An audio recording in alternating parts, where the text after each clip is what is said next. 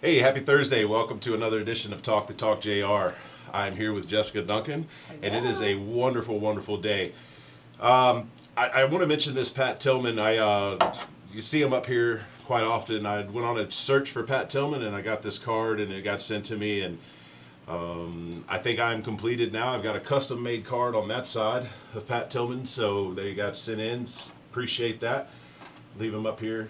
If you don't know who Pat Tillman is, look up number 40 for the Arizona Cardinals, early 2000. Well, I'm going to jump right into this with Miss Jessica Duncan. Go ahead and introduce yourself before I get into how you ended up here. That's correct. Jessica Duncan. I am a local realtor with Scenic Sotheby's Realty here in the Pensacola, Escambia, and Santa Rosa County area. Okay. How long have you actually lived here? So I am from here. Moved away 3 times and back 3 times.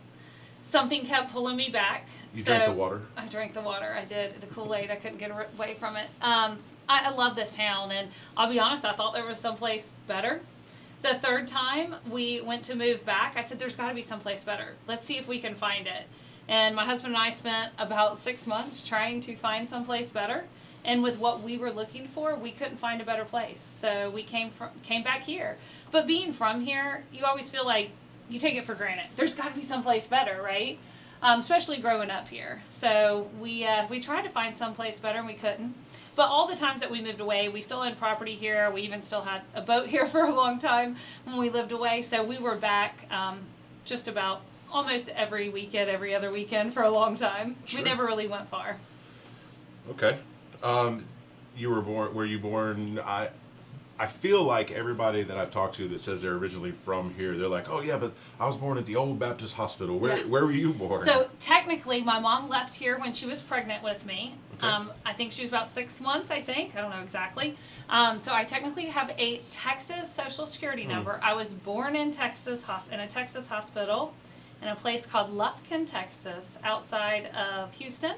Okay. And they then moved back to Pensacola when I was like 2-3 months old.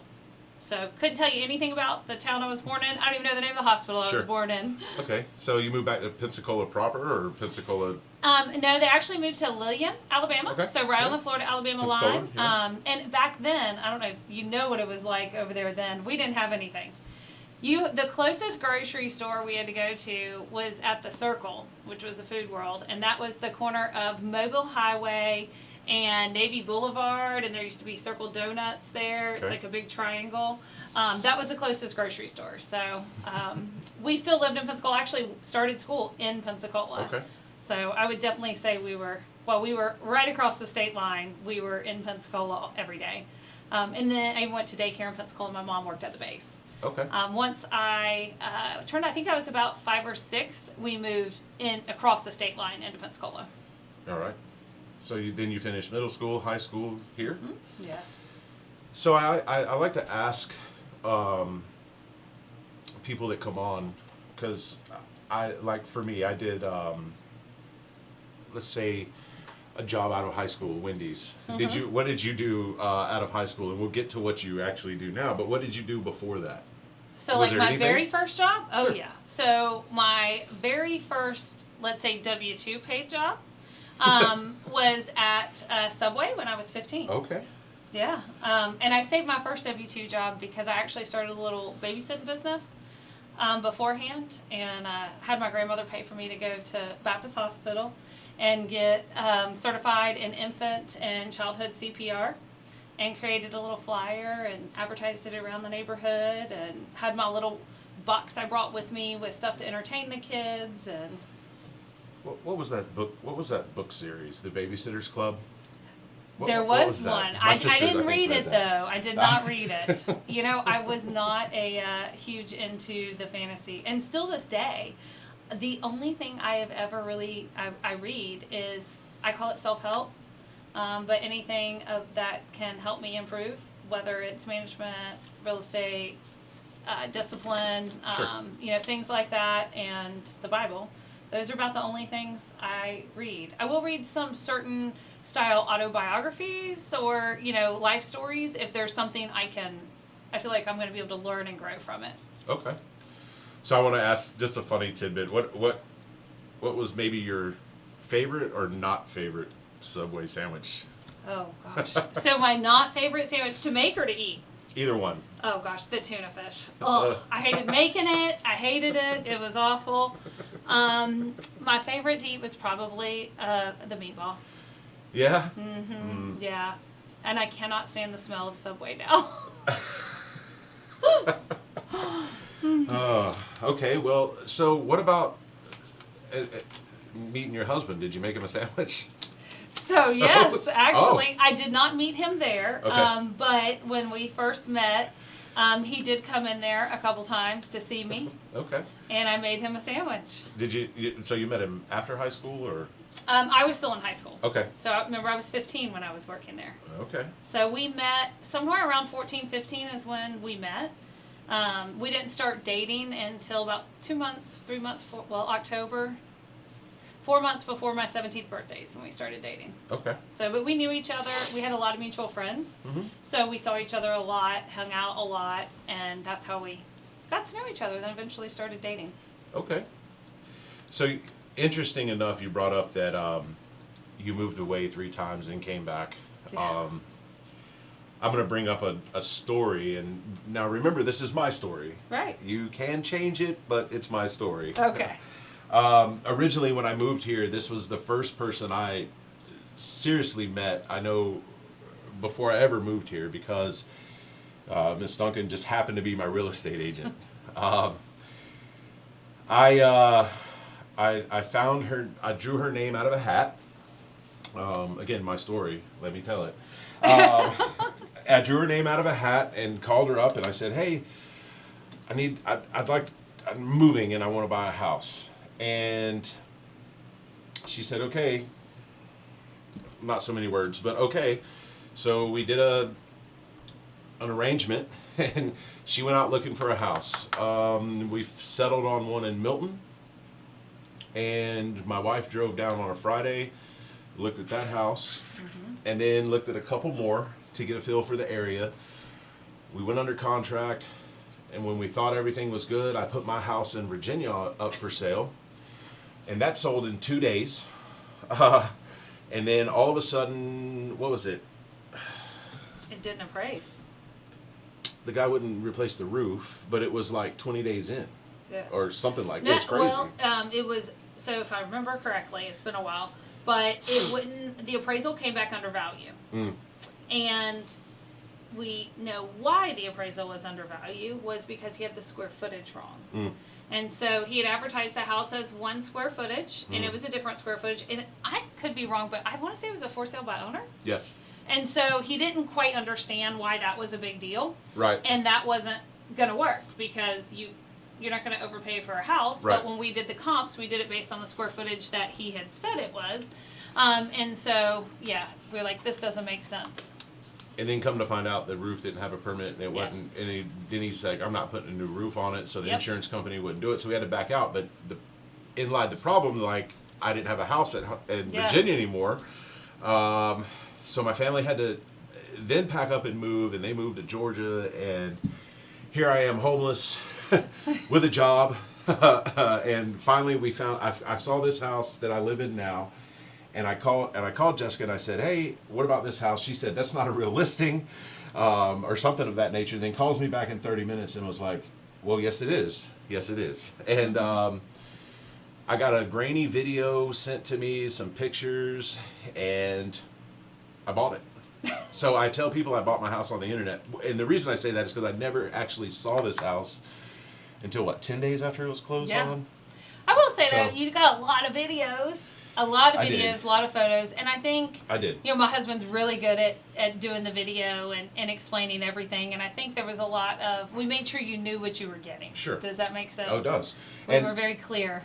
And my wife had met Jessica, and we had formed a verbal and video talk relationship, and I just trusted her. I don't even buy pants online because I don't know if they're going to fit around the waist or how they're going to fit around my ankle, but biggest purchase of one's life, I ended up trusting this lady, and this That's is a the huge person. compliment. Yeah, this is the person I knew before I ever moved here, and she's still here today. But she made a comment about moving away and coming back. So I've had the pleasure of being in 24 countries and 38 states.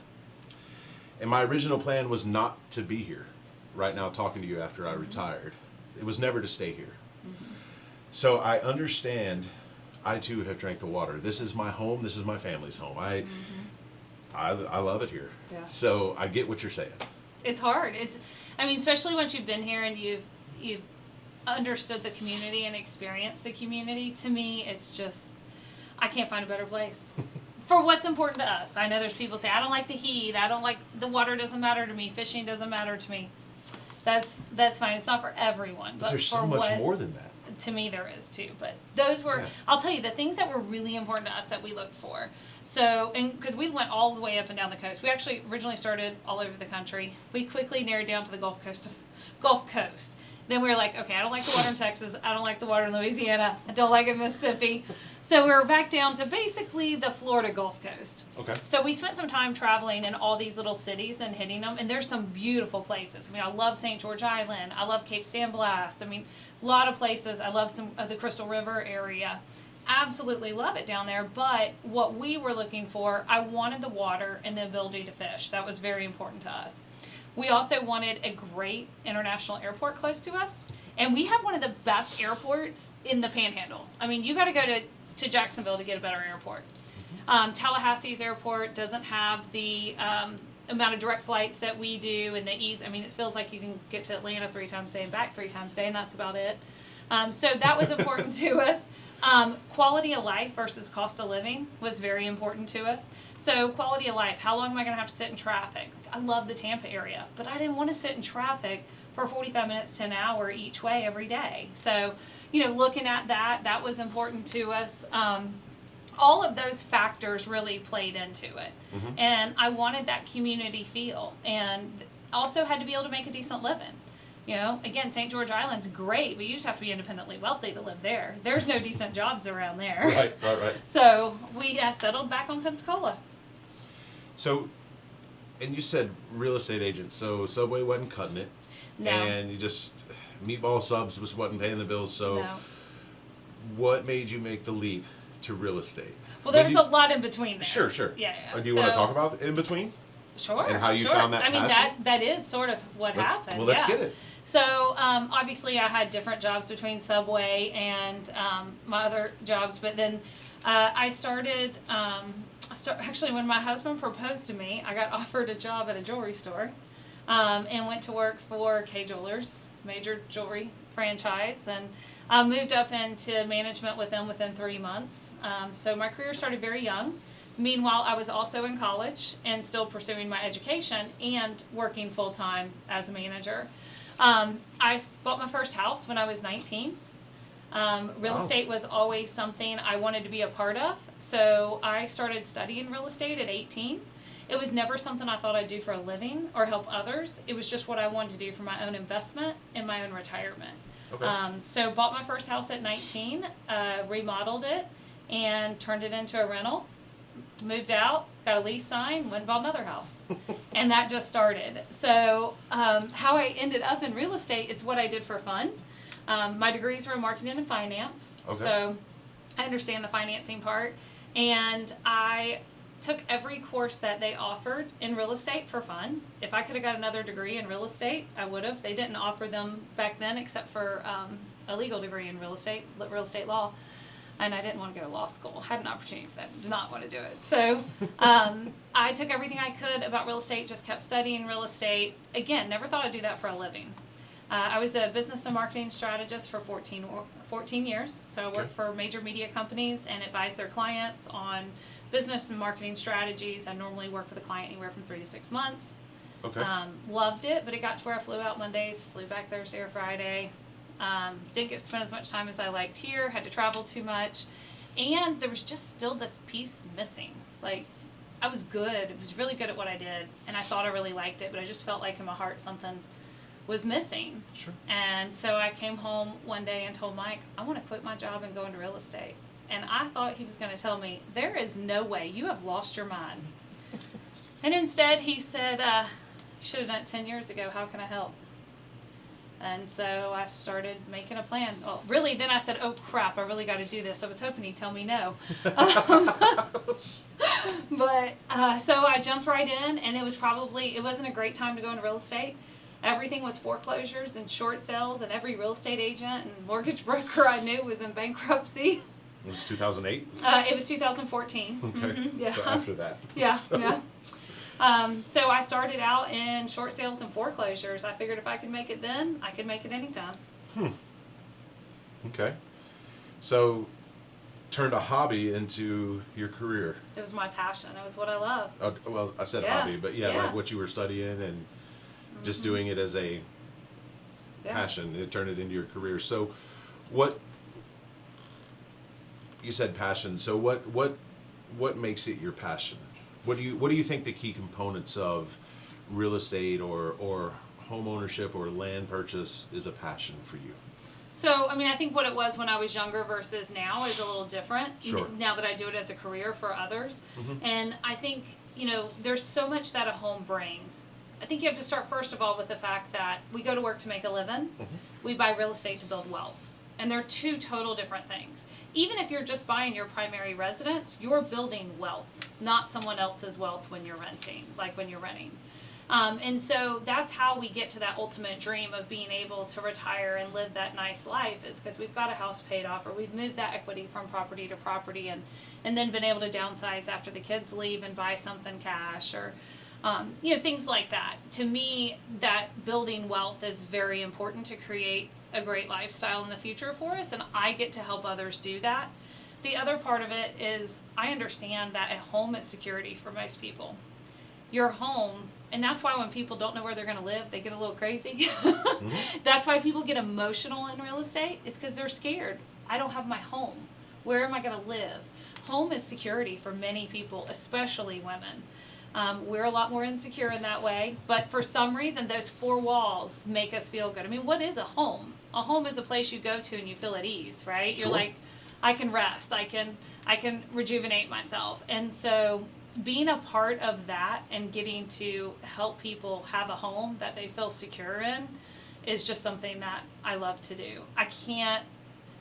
The feeling that I get when I look back on social media pictures and people are posting, the family swimming in the pool, or this time of year around the Christmas tree, or eating dinner, or, I get little comments about, hey, I still love this about my house. People will text me. Those are the things that make me get out of bed every day. I had a part in helping that family create that. Okay. You didn't think I was that sentimental, did you? No, I did. I did. I wanted you to share that. That's so. How the role your husband has played to help you? You brought that up about the supporting, and you want to quit your job, and you should have done this 10 years ago. Yes. How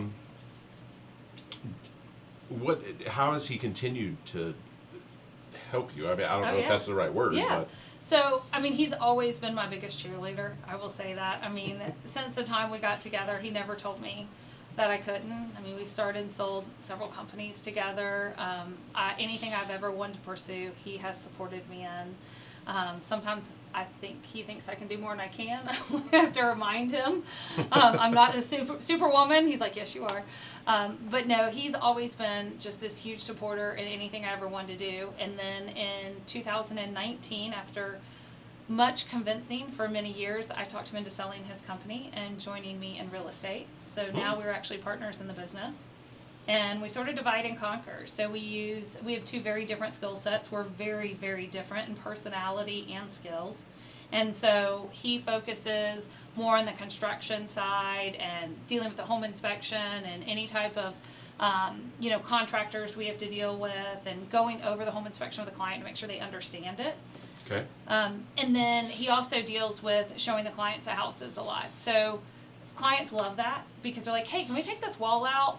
Hey, what is this issue? They like Right. that. He's like, hey, you see this? This could be a drainage issue. We need to look at this a little more. Or they just Right. love having his expertise come in. So now we work together and run a company together, but we don't get to see each other that much throughout the day. Is that good or bad? I mean, I think it's good. Absence makes the heart grow fonder, Yeah. right? Yeah. Although I still like them after 29 years. I'd still like to spend a little more time with them. I do enjoy being around him, but we can't work side by side all day. Correct. I think if I worked side by side with my wife every day, we probably would make it 29 years. I think we could. I think. You think? There are sometimes we get to work together and we really enjoy those days. They don't happen often, but every now and then we'll get a full day together and it's like, yeah. Well, I fear that if me and my wife worked together every day, I don't know how much work would be involved. Like I'm serious. We would be sidetracked. Yes. Because me and my wife are best friends. Mm-hmm. Oh, So yeah. it's so. Can we talk a little bit about some things that you do with your company that you kind of started? And I don't know when you started it, but I've noticed it since I've been here. You give back to the community that you serve, and correct me if I'm wrong. You only sell real estate in 2 counties? Mm-hmm. That's right? Well, we just recently expanded over just a little bit into the Fort Walton Beach area. So for a but long time you mainly did Santa Rosa and Escambia. Escambia. Mm-hmm. Okay, Yeah. so And that's still our primary. We will do a little over there if for certain reasons when it makes sense. We Okay. have someone over there that we partner with. If we think the client's not going to get the service they need, we're going to partner with her to make sure they do get it. That's Okay. ultimately the most important thing. Okay, so but you give back to the community, and that community would be in all intents and purposes Santa Rosa and Escambia. Yes. So, do you mind talking a little bit about that, how that works, Sure. or can you not? No, I can. Okay. Are you talking specifically about the closings for charity or the other stuff? Okay. All of it, any of it. Okay. But the closings for charity is what kind of stuck out. Yeah, so Closings for Charity is a program we started, I don't know how many years ago, I need to look back, but I'm going to say 3 years ago, maybe Okay. 4 years ago max. And what happened is I sell a good bit of real estate, and I have to tell people I sell real estate. It's what I do for a living, right? I sort of have to make sure people know that. But I didn't want to post on social media every time I sold a house. I just sold another house. I just sold another house. No one wants to hear that. When I got a Friday, I'm closing 4 houses. They don't want to see that 4 times in one day. Mm-hmm. So I started thinking, how can I utilize that time to help promote our nonprofits?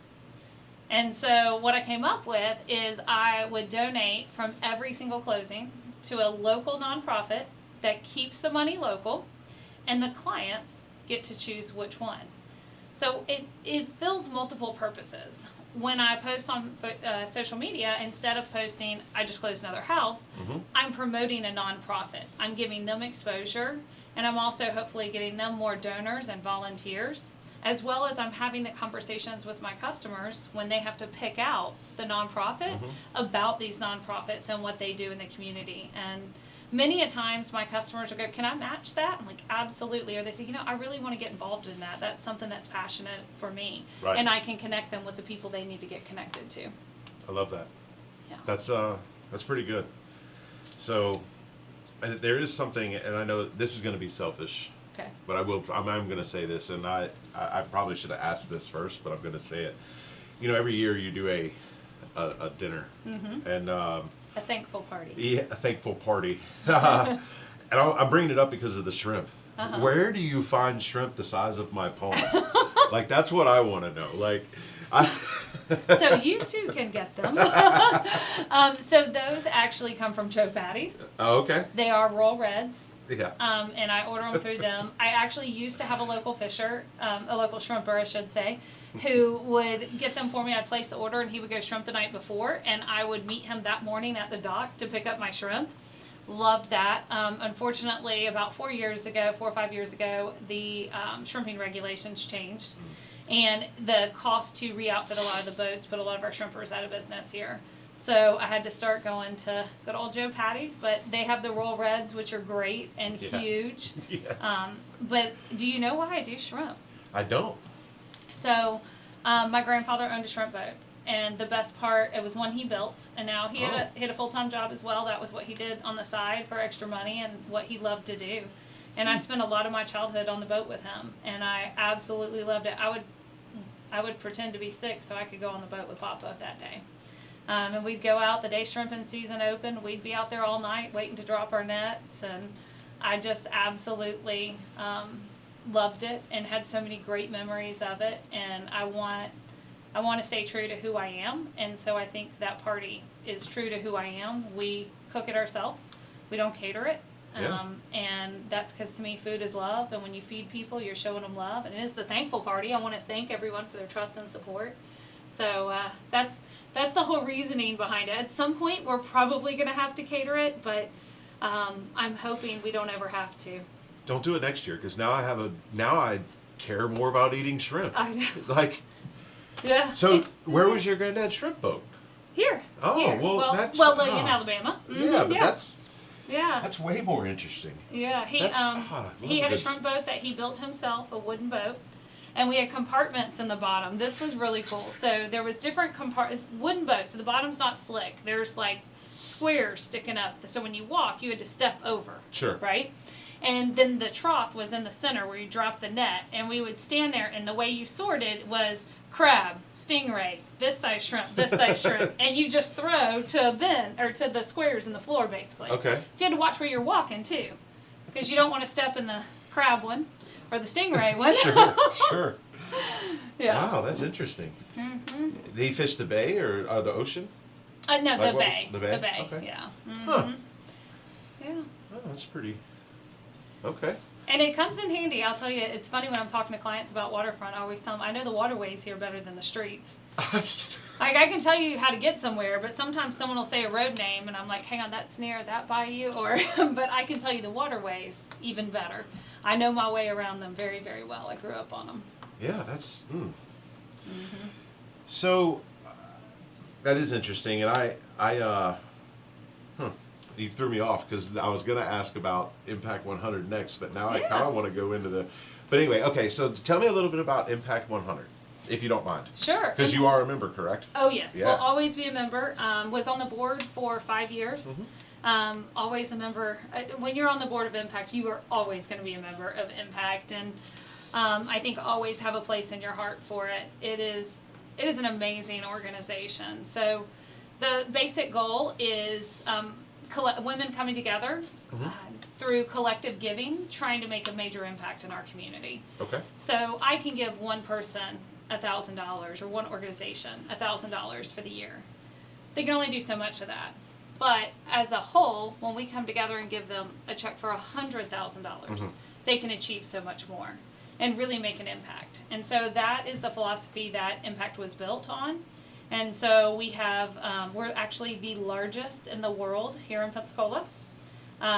It's all over the world, obviously, but we are the largest in the world. And I think this October they gave away 12 grants of over $100,000 each to local nonprofits that keep the money local. And we do that every October, which is, we call $1 Million Sunday, because we give away $1 million, which is so cool. When in my lifetime am I ever going to give away $1 million in one day? Yeah, that's... So I get to do it once a year. $100,000 times 12, that's 1.2. Yeah, exactly. That's more than $1 million. Yeah, and of the Wow. So of the each woman donates $1,000. Okay. And 100% of that $1,000 goes to the grants. Okay. So that's how we determine how much the grants are. They're normally like just a little over 100,000, whether it's 102, 103. But it's always an odd number, and the reason why is because 100% of that $1,000 the women give go to those grants. We have no paid staff. All of the mix and mingles that we do to try and get people involved in Impact and learn more about it, it's all funded through donations and interest earned on the money. So it's a pretty cool organization that's run very, very lean. And I'm all about impact, not to play on words, but I'm all about the impact that a nonprofit is having in the community and how much money is actually going towards what we're giving to. And with Impact, it's 100%, and I just love that. Sure. So I'm not going to say any names, right? Because I know we all could, but give to an organization and 80 cents on the dollar goes to actually what they're saying. But then when you start moving that needle and it's 40 cents on the dollar goes to what they're claiming. So I love that. You say 100%. So are you saying that the interest goes as well, or are you saying that the interest pays? No, or whatever's going on. The interest pays our other expenses Right. that we have to have. That's smart. So they invest the money so the way it works is we don't just give. So the winners are announced in October. We literally don't hand them a check for $100,000. There is a checks and balances system behind it to make sure that what the Women of Impact voted for is what the money is going to go towards. So they have 2 years to spend the money, and they get a grant liaison from the Impact Board. And as they spend the money or incur the debt, so spend the money or get the bill basically, they can submit that and request payment, and it's line item based on their grant. And so it makes sure it's going to what the Women of Impact voted. And it's one woman, one vote. So the board really has no say in who gets the grants. It's the members. Well, that's pretty good. It's if I had to find a structure that is the most fair, that achieves the most efficiency, like everything you could think of in the perfect organization, it would be Impact 100. And they take that very serious. When we went to 12 grants, they were very serious about how we were going to figure out how we do that from 11 to 12, and how we do our narrowing down process of voting when the women vote. And so they got the statisticians out at UWF involved, and Mark Bender, who helps us with voting. What's his name? No, his name. What is his name? Bender? Yeah. It's not Mark. It's gotcha. Yeah, I can't think of his first name right now. He's going to kill me for that. He will. But he was great about getting he brings out the voting machines. That's how we vote for who's going to receive the grants. Is the same way we vote for president. So he was involved, and they got UWF involved, and really looked at how they were going to do this to be fair. And that is one thing about that organization. The integrity is there. And it's all women? It's all women. That is so. I love that. I mean, we take men's money. money. As I'm sitting here, I love that. Yeah, we do take men's money. Yeah? Yeah. I think, and you're married, so you're going to take this, and I don't care about that, but I think there's a class wives go to right before you get married that you learn how to take men's money. I don't know where it is. I don't know who holds it. I don't know who runs it. We'll have to look into that. I think every wife knows how to do that. But anyway, what I'm getting at is it's structured, it's ran, it's organized, and held all by women leaders. All by independent, strong women leadership. Yes. And that's what I love about it. And I think there are some men trying to start a There's internal reasons that I love that for this area, because there are some uncomfortable men who think they're leaders that are out there right now that don't like powerful women, right? And that space definitely needs to be shared. Definitely come across one or two in my lifetime. This is not 1950 or 40, right? This is 2025. Right. Equal side by side. This is not anyway, that's where I'm going with that, and I'm just saying that I love it. So it's a great organization, and I'm blessed to be a part of it. But yeah, hold on, I'm gonna write something down, and then besides Impact 100 and the thankful dinner with the shrimp, that again, Royal Reds. Royal Reds, yes. Robert Bender, that's his name. Okay. Sorry about that. He's going to be happy. Apologize to him. Sorry, Robert. You were great. But I take notes when I talk to people. That way I can remember everything.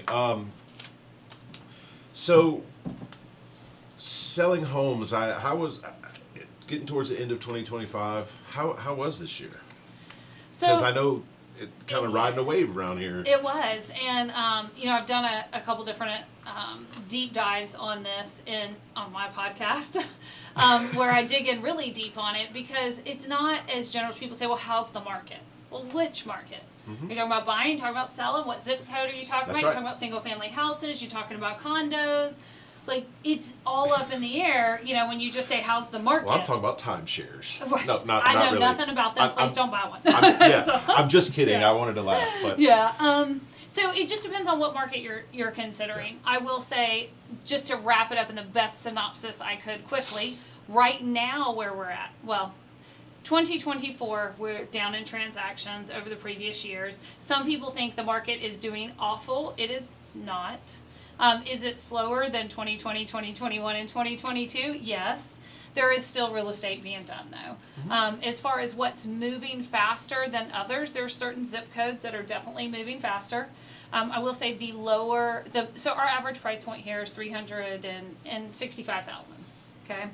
And again, you could pull it different ways. Single family, condos, sure. All of it. But roughly $365,000 is our average price point. So if you go, let's say, around that or less, those properties are moving a lot slower. If you look at new construction, their prices are down a little. They're giving away a lot more, and they have been. We've actually seen decreases in their prices. If you look at 500,000 plus, they're moving a lot faster. And I say that, but you have to also understand, not everything is going to fall into this bucket. Some houses are overpriced. Mm-hmm. Some people think it's got something that it doesn't. When a house is realistically priced based on the comps, it's still moving, especially in the sure. higher end. We have found that anything above about 500,000, we're ending up in multiple offers somewhere between about day 14 and 21. Not the first weekend. But that buyer is a little slower to pull the trigger on it. Sure. A lot of times they want to come back 2 and 3 times. They're looking for something that's very custom to their needs. So it's not I go look at it one time or always buy it sight unseen. They want to, look at it a couple times. The process, if they're doing financing, is a little slower. So it does take a little bit more time on those sometimes. So you said we're hovering average, and I'm only asking this, and I know I get it. Real estate agents have you have your finger on a lot of pulses. 365,000 on an average, and I know you said you can look at it a bunch of different ways. Is that, what is it, 60 some odd counties in Florida? Is it, I don't know roughly, how many, but yeah. Is that about average in the middle? I think we're probably a little lower.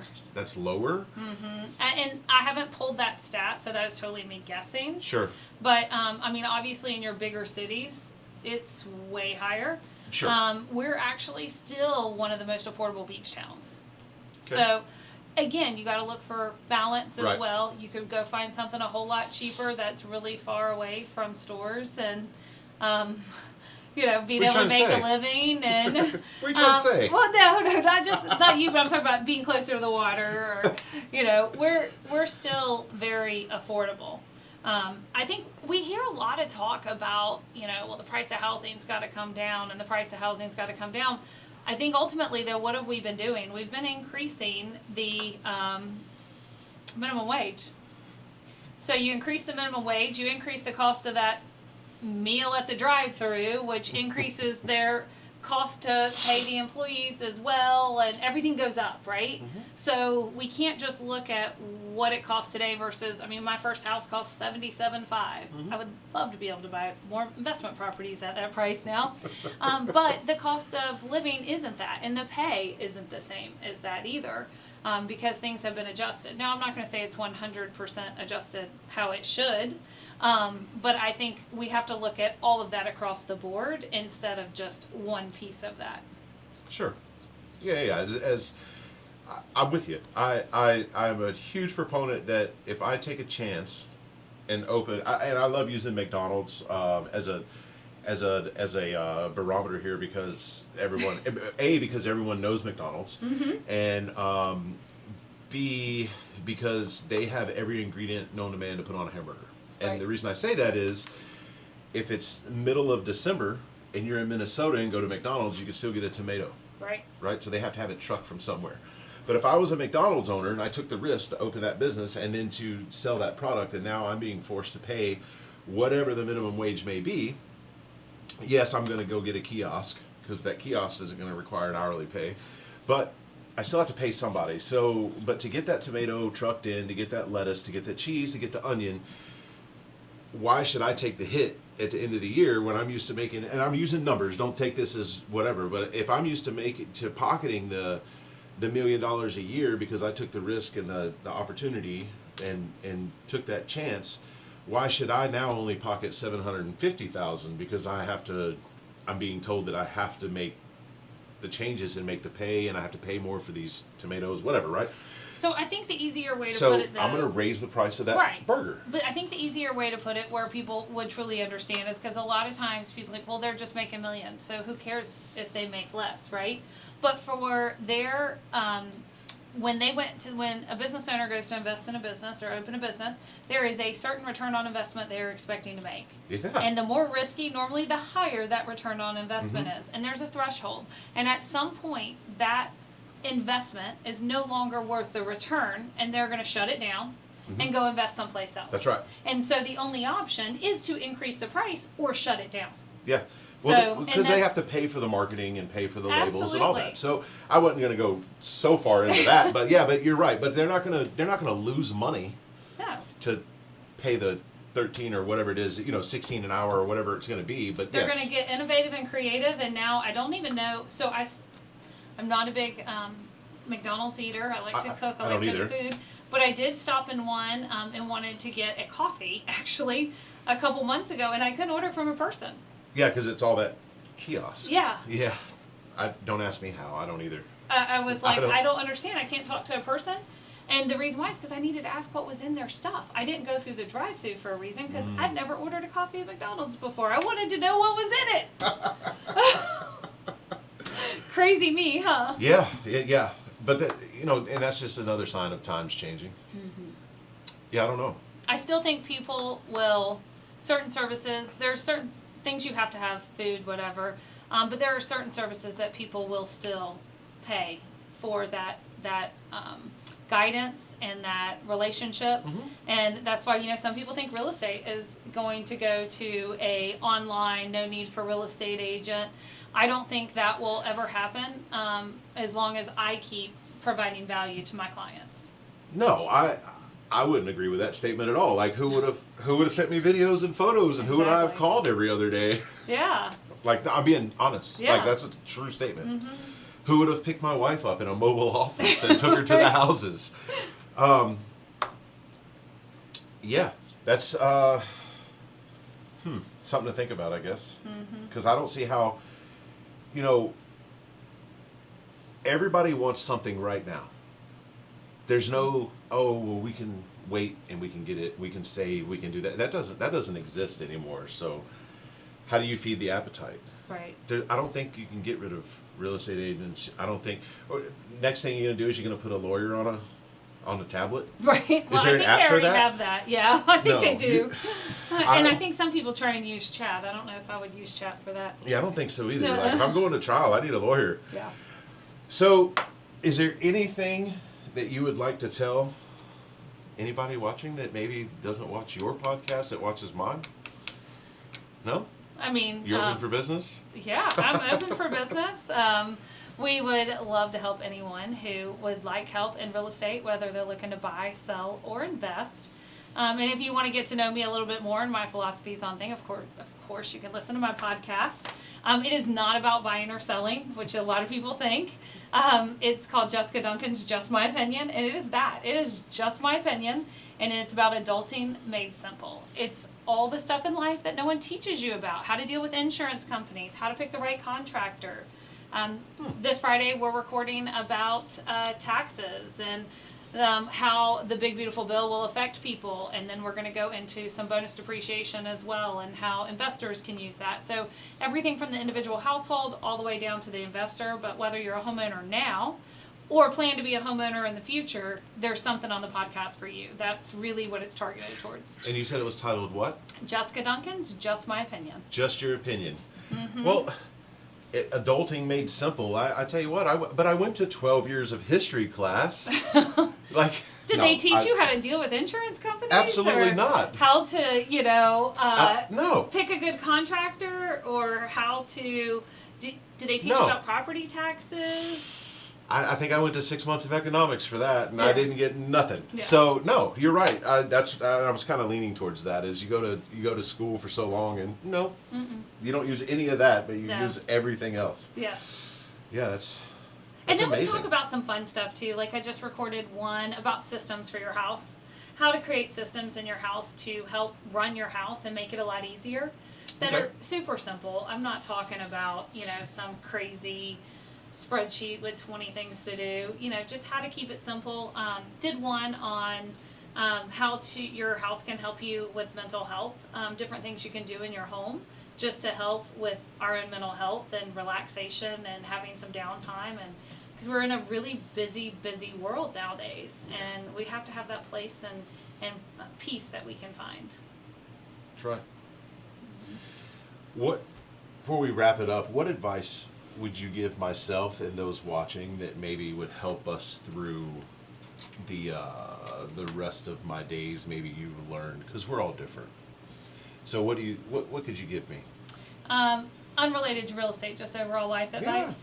Yeah, just any advice. I'm always looking for something. So my father-in-law will love this.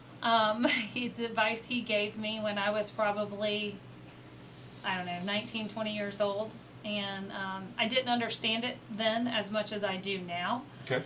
But it is definitely something I remind myself and my husband and people around me all the time. But it is, if money can fix it, it's not a real problem. And now at 19, 20 years old, when my father-in-law told me that, I thought, yeah, because you have money. I don't, But truthfully, the things in life that money can't fix are health, losing loved ones, physical issues that, prevent us from enjoying life as much as we used to. Things like that. That's the important things in life. That's the big problems. If money can fix it, it's not a real problem. Now, I say that, and don't get me wrong, I know there's families out there struggling to figure out how to buy food or how to get through, pay this month's mortgage or this Sure. month's rent. But if you got your health, you can get through it. If you got the people around you love and their health, you can get through it. It's those are the big things those are the big problems. Sure. All the others we can get through somehow, some way. Probably in faith. Yes, absolutely. Absolutely. So I thank you for that. That's actually, I wrote that down. That's good. Before I go any further, I am going to do this. I do this every week. I do this, no monetary value to me. Gulf Coast Trophies and Apparel. They're down way down south. And so not here anywhere near me. They are down in Pensacola, down by the base. I tell you, they're Monday through Friday, but they have all your plaques, trophies, your acrylics, glass, whatever you want. Give them a call. I'm going to turn this thing sideways so I can read the phone number. It's 850-455-8383. He's very reasonable. He can take care of anything you need. Just give him a call and let him do some work for you, some awards or anything like that. They're down, I'm trying to think of the name of the road. It's the one that the VA's on in the Navy Hospital. Yeah, it's 98, but it's also, 98. Yeah, Highway 98. Mm-hmm. Well, I'll tell you, it's been fun. I don't know, is there anything else you'd like to say? Anything you want to talk about? No? I mean, can I tell some crazy stories Yeah. about you? No, I'm just kidding. About me? I'm just Absolutely. kidding. I don't know. No, I do no. have some. No, I enjoyed being on here. I appreciate it, and it was awesome getting to come out here and check out what you've done with the place too. Yeah, it's great. It's crazy that the longer I'm here, the more people I get to meet, and then I start running in that circle that you already know. Yeah, I know. And randomly, 6 months later, we find out that we have this in common. Speaking of this, where you have your thankful party. Yes. Do you know that I've done an event there? No. I officiated a wedding there. Oh yeah, there's a lot of weddings So there. it was a superhero wedding. Oh gosh. The man and the woman got married, and he renewed his vows. He was a chief in the Navy, and he switched over. I'm saying he got picked up to be an officer, and before they took off for Virginia, he wanted to renew his vows to his wife. and be married like legit instead of at the Justice of the Peace. So That's awesome. I officiated that wedding at the event center. So there has been many weddings happen at DeLuna Yeah. because of my event there. Okay. So there are many people that literally have booked their wedding after coming to my party. And then there have been several that have had weddings with all of my vendors, but even not necessarily at that venue. So from my cake people to having the character artist Yep. there, the band that has been playing for years is amazing, Stormfolk. They've booked I don't know how many weddings and birthday parties off of it. So it's another way I give back to the community, right? Bringing all Yeah. those people together. I didn't know if you knew I officiated one there. I It's didn't even kinda know you funny. officiated weddings, but that doesn't shock me. I mean, I was still shocked by the day I found out you were running for office, and I was like, wait a minute. When did that happen? When did you get involved in politics here? The day I retired. Yeah. So, yeah, I don't know, when was that day? When was a thankful party? Yeah. Actually, no. I think I saw something I saw something on Facebook because I messaged you about it. I was like, what are you doing? Nothing. And I'm you told retired. me, yeah. And you told me. I always tell people nothing. I'm retired. I sit at home all day. I work for the strictest boss I've ever had. My wife. Yes. My wife. Mm-hmm. But anyway. Well, thank you for having me. This has been great. It's fun. It's fun. I take so much notes about people when they come on. It's wonderful. I go back and read them and I learn, and then I'll recall it later at some point. Awesome. Well, thank you. Now I guess next I'm coming to you, right? Yes. You're going Just to tell come me be on when. my podcast? Yeah, tell me when. Yeah. I'm retired. Tell me when. I have nothing to do. I will. So we generally record on Fridays, so we'll get Okay. you scheduled for sure. Okay. Hey, on behalf of Jessica, Duncan, and myself, thanks for tuning in for Talk the Talk JR. And now that we've talked the talk, we challenge you to go out and walk the walk. See you next week. Thanks.